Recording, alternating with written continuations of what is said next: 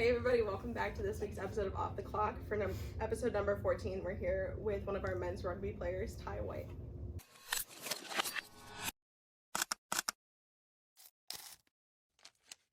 Hi, my name is Tyler White. I'm a senior video production major from Niagara Falls, New York, and I'm just happy to be here. What or who first got you into rugby and what made you stick with it? It was definitely my dad got me into rugby. He played at a local club team throughout pretty much my entire childhood. So me and my brother, we grew up at the pretty much at the rugby field. So I got a good scope of kind of what it could look like, and that just fueled my fire even more going forward, because I didn't really start playing until my senior year of high school. I got a late start, so but it was always like in the back of my mind, so when I was kind of fizzling out of baseball a little bit, I was like, oh, rugby might be fun to get into. So is it more fun than it is more like career for you? I like to think that we're able to kind of find the middle. So like if I can make some kind of living doing this, I'm 100% going to give it a try, because I only have so many years where that's possible. So what is a mental habit you rely on before kickoff on every game? Ooh, that's a good question. I have kind of like a little routine where I listen to the song Paralyzer on repeat for a while in our locker room. But as far as like mental tricks, it's a lot of like it's gonna sound weird, but it's like talking to yourself a little bit. Like, I kind of go through what I'd imagine the game might be like, or what I would want the game to be like. So I do a lot of like envisioning, and just like kind of seeing what is gonna happen, or what hopefully is gonna happen on the field. So you're not the first person we've heard that from. I've never thought about a sport that way.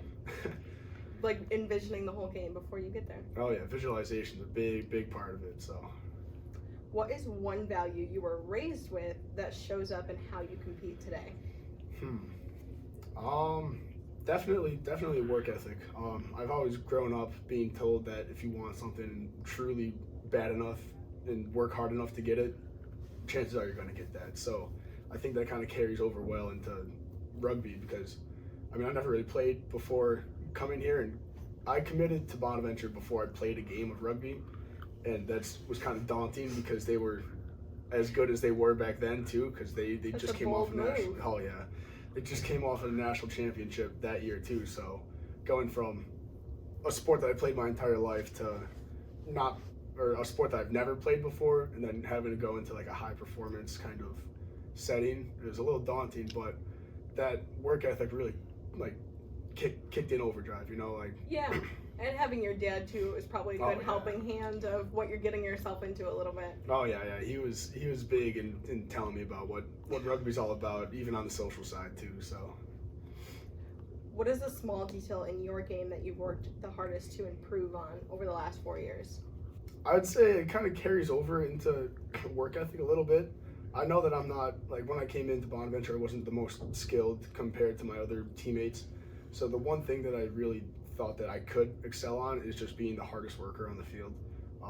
And if I'm not that person, then I'm trying to be that person. I'm looking up to who that person is. But yeah, definitely just work ethic, and we call it RTA, which means return to action. So that basically means like you make a tackle, you're on the floor, like you're not helping anybody on the floor. So it's about how quickly you can get back up into the line of play. And I think that's been a big work on for me. So was there anybody your freshman year that really helped you get into rugby?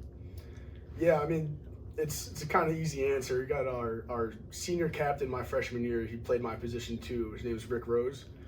He ended up being the #1 draft pick that year for the MLR. That's cool. So it was cool having that kind of experience under somebody who's kind of doing what I am dreaming of doing, So you kind of laid out good foundation of what it takes to kind of get there. So have somebody that big of a role model doing exactly what you want to do. Oh yeah, same position and everything. So that's probably hard to come by. Yeah.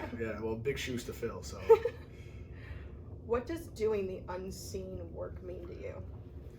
Yeah, that's kind of like a principle that's driven into us like early on here for rugby.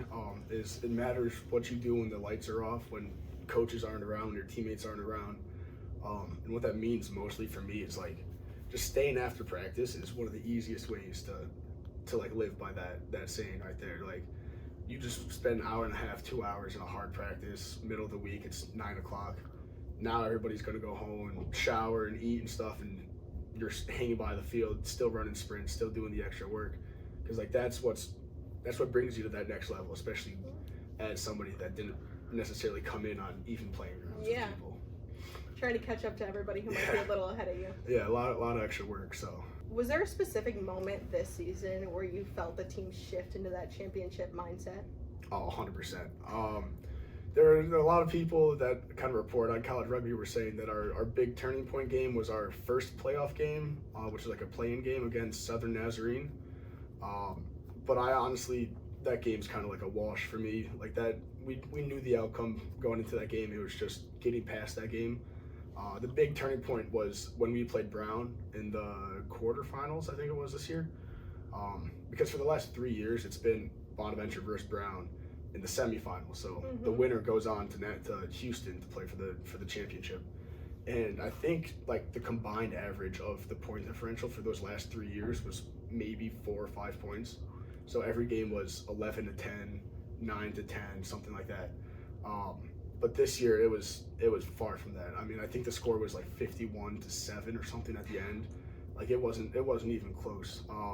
That game really put into perspective for a lot of the guys that like you can do we it. have an actual, like, it's not even an actual chance. Like it's our championship to lose. Yep. Like we're disappointing ourselves if we don't beat every team by more than we beat Brown by, which came close to, but. Do those close games definitely stick with you a little longer than the bigger point differentials? Oh yeah, like the amount of times that I've watched the Brown game from last year where we lost 11-10 by a kick after the final whistle went. So it was, if they miss the kick, we go. If they make the kick, they go. I probably watched that game in between that game and the beginning of our 15 season in August, maybe 25, 30 times. Like that game was living in my head. So it was so nice to come around and completely just smack them up. Yeah. How has winning a national championship changed your mindset, if at all? I don't think it's much of a mindset change, because coming in to Bonaventure, you're kind of expected to leave with a championship, which is a weird but very cool thing to have. So for the last 4 years, I've just been like, wow, is this the year? This is the year. This is the year. So for it to finally be the year, like there's a lot of like closure, but it's not necessarily the end, because we're still in season right now. We lost in the national championship for our spring season last year. So to have an opportunity to go back-to-back national championships is so cool. A lot of the guys haven't really lost that edge. So that's good to hear, though, that you guys are still aiming for that, you want it. Do you want it now more than you have? Oh yeah, 100%. Real possibility to have 2 rings on your hand by the time you graduate. Yeah, like before graduating. That's everyone's dream. So. You're gonna leave a legacy behind, that's for sure. We're trying to. What does pressure feel like to you, and how do you turn it into performance? Ooh. Maybe I should have looked at these questions ahead of time. I gave you the opportunity. I know. Like to me, pressure is a really cool thing, because it's like the first moment of that kind of fight or flight instinct. Mm-hmm. Like people could either fall to the pressure or challenge it and rise to it. So a lot of it's like what I was talking about earlier, like with that self-talk and like visualization. Yeah. Like in the locker room before that national championship game, it was weird because I wasn't necessarily like nervous. I knew what it was going to take to get there, but it was that kind of like pressure. It makes everybody so much more excited to play. Like we flew down to Houston 2-3 days before the game, and the entire time all that we were talking about was the game. Like all that we were talking about was what we're doing in the game, like how what strategies are like. At no point was it not about the game. So you know what you have to do. Oh yeah, that's a really cool part about our team too. Is it's not like one guy can struggle in the silence. Like it's not like one guy's really feeling this pressure. Everybody felt like we were very much so on the same page about it. Like we were all in it together. We all had the idea that we're going in. We know that we're going to win this game. It's up to us to actually win the game. All or nothing, and you did it. Yeah, we did. So after the game, one of our friends' parents were there with like an RV and had like a little. It was a big RV. It was a big camper. they had a big tailgate for everybody. Like our coaches were there, everybody was there. Aw. So that was a lot of fun. And then after we got back to the hotel, probably an hour or two after the game, and a lot of the guys that were of drinking age went to a bar. It was fun though because we brought the trophy with us. Like it was cool to have I can everybody was in imagine. the medals and stuff. Like it was a really cool experience being able to like celebrate with the people that I've been grinding with for 4 years. So. If you could relive one rugby moment at St. Bonaventure, what would it be? Oddly enough, I probably won't say the championship. One of my biggest one of my most prideful moments was my first varsity start. It was against Army at West Point, which was a really cool experience. But that was a spot that I was grinding for 2.5, 3 years leading up to it, and like every waking moment was spent about like getting on that 15, not even on the bench. Like my first varsity game was on the bench before the game before that, and I still I got good time. I knew that I wasn't satisfied with it. Like I wanted to be that guy that was wearing the 4 jersey, which is in rugby, like the jersey numbers are specific to positions. So like that 4 jersey carries a lot of weight. I mean, there's been legacies built in it. So Yeah. like Rick Rose wearing that same jersey, like that's the one that I wanted. So to get that game or to get that moment in such a big game too, because Army and Navy are some of our biggest rivals. Yeah.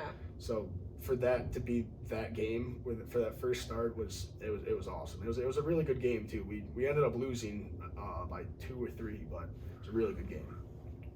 Which is funny because I actually didn't know the jersey thing until we talked to Kyla. Yeah. Because I was like, is there a reason you wear your jersey number? She goes, it's just what they gave me. Yeah, I was like, oh, no okay. choice at all. No choice at all. I was like, but if you could pick, what number would you wear? Well, I mean, I've been just so used to it now. I'm gonna pick 4. Like that's the number I'm going Get for. the same answer from both of them. Yeah, great rugby players think alike, you know. Who is the toughest opponent you have faced in your entire career, and what did you learn from that matchup? I mean, it's kind of hard to say this year because we haven't necessarily had too many tough opponents, but the biggest thing that comes to mind is Army and Navy.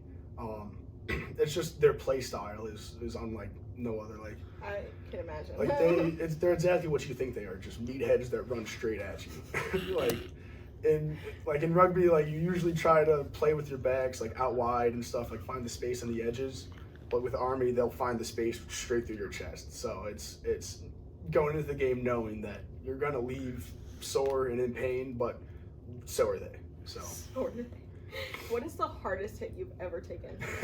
See, that wasn't even from somebody else. That was from one of our teammates. And last year we had an inter-squad, a preseason inter-squad scrimmage. It was like the first time we're going live against each other. And I was on the JV team at this time, and we had a penalty. So in penalties, you can either kick the ball out or tap and just play. I thought we were kicking the ball out. I wasn't on the ball, so I was kind of talking with my other forwards about what we're doing. And I look up and I see this ball coming right at me, and then I look up again and I see this guy, Tanya. Tanya. You know Tanya. He just. I've heard. Yeah, I caught the ball and he was immediately 2 feet in front of me, like chest down, shoulder down, just put it straight in my gut. Big shot, lost all my wind. Ended up like 10 yards back. It was not a good look for me at all. But I was talking to Tanya now. It's all fun. So. Who's your own teammate? Yeah. I would much rather it be him than it be somebody I didn't like. So. That's true. Yeah. Have you ever doubted yourself as a player, and how did you push through it? Oh, 100%. One of the cool aspects about like our rugby team is how many people we have too. So it's very much so like a next man up mentality. And it's like getting the thought process that they don't necessarily need you here. Like you need to prove that they need you here, you know? That you want to be here. Yeah, 100%. So like come selection time, when it doesn't necessarily go your way, like you're not in the position that you want to be, it can take a big toll like mentally, because you put it in the context, like you know that you're putting the work in, like you know you're working hard at practice, but coaches might see something different, and at the end of the day, it's their decision. So there's a lot of there's a lot of self-talk and deep, real conversations that you need to have with yourself. Yeah. Where like if you think you're working hard enough, but you're not, where you want to be, maybe you're not actually working hard enough, you know? So there's a lot of moments like that, especially when I was kind of fighting for a spot where like I might think I deserve a spot, but the coaches might think otherwise. So I need to show them that I'm the best possible option there. So it gets a little tricky, like especially when you're fighting for a spot, because there's a lot of bouncing around in the rosters with a 70-man team that we have. So is that one of the larger teams you guys have had? Yeah, I mean, it feels like every year we're getting more and more people. So I remember my freshman class, I think we came in with 22, 23 freshmen, that's a lot. Like that's a lot. That's an entire to add on to a team. Yeah, like that's almost an entire team for some other sports. So it's definitely a lot of people. But if you could swap positions with anyone on the team for a day, who would it be and why? Oh, I mean, it's funny because I tell all the guys, like, I've always wanted to play front row, which is 1, 2, or 3, and usually in rugby nobody wants to play 1, 2, or 3 because you look at a scrum, they're the ones hitting the other people. Like in the lock, I'm hitting them, hitting other people, so they're taking a lot of the blow, and it's a very hard position to play. But I've always wanted to play it because like the tight 5, which is what we call the front row, and the 2 locks, I think they're very similar. But come like scrum time, there's a lot of different like mechanics for props. But I've always loved just like putting my head down and doing the dirty work. I don't like to have to run more than I have to. And being a prop, you're very cut in stone. Like you get the ball, you either pass it to the guy on your left or you're running through the guy in front of you. And like I just like that kind of mentality. So probably switch with one of them. What part of your personality shows up the most on the field? I mean I don't want to keep saying the same thing, but I do feel like just a good work ethic is one of my most prominent traits. Again, like I might not be the most skilled or might not be the most technically sound player, but I know that I'm going to get there with like through this work ethic and through this mentality that I'm going about learning the sport, because I've only been playing for 3-4 years now. So who do you play for beyond yourself? 100% my family. My family, like not even just my parents or brother, like my extended family, my aunts and uncles and grandparents, like they've been to so many games these last 4 years. My aunt and uncle went to every single game this year. Wow. Every single game but the last game because they got sick, but it's all right. So it means a lot, like when you're playing like minute 78, like game's about to be done, like you're dead, and you look up and you see 15 family members going crazy in the crowd, like that's what gives you the motivation to keep drive to keep going. And being so close to home too. Oh yeah. It's nice that you have that many members of your family that can come and support you. Yeah, it feels like a little home base kind of. Yeah. I know how I understand how grateful or how lucky I am to have that. So I've always been trying to share my parents, share my family with people that might not get the chance to see theirs all the time. It's like my mom, she's done it pretty much every game. Like she'll come up with like a Tops bag full of just junk food for the bus ride home, and everyone on the bus goes crazy for it. So I had a mom like that. Yeah. She used to bring snacks and drinks to every one of my games, like one of those big Sam's cooler bags. It's so needed. Mom, can you not? What is one standard you refuse to lower no matter the situation? It can be in rugby or academically or personally.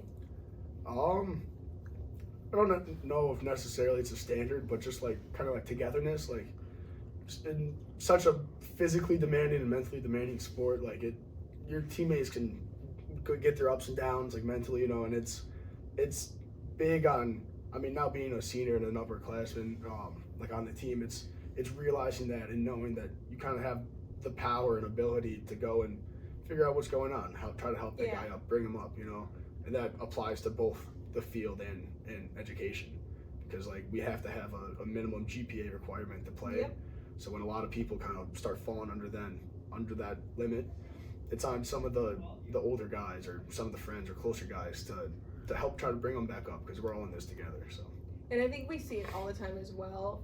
All the rugby guys are together all the time. Yeah. All the time. If I see one of you, there's bound to be more. Oh yeah. Whether you're in rugby attire or not, there's definitely more than one of you. Yeah. Nobody's ever alone. I mean, it's the craziest thing. Yeah, I can understand how that can get kind of frustrating at times. Not frustrating, it's just funny. Like seeing you guys in the Hickey or Yeah, freshens yeah. or just around campus, you travel in pods, and it's always the rugby Yeah. boys, and it's really, and I've seen this since my freshman year. Yeah. It's always the rugby boys. Being on the inside of that, it could be a beautiful thing. Like, it's nice walking into the Hickey knowing that you won't have to eat alone. Like, there's guaranteed somebody to be at that table. So. What is something completely unrelated to rugby that you are passionate about? I mean, there's been a bunch of classes. I like videos. I like video production, like editing, creating, pretty much everything around them. So, is there something, if you couldn't continue playing rugby, you want to do with your degree? I mean, I know I'm not gonna be able to play rugby forever, but I'd love to have some kind of job in video creation, video production within rugby, because it's such a new sport in America. Like, I'm passionate about, if I can't help the sport grow as a player, I'd want to help the sport grow as a worker. And as promote it and scenes. make all the edits. My thing is more like live production. I'd love to get into that. Yeah. Because even still, you get the cool shots and the footage and everything 100%. else.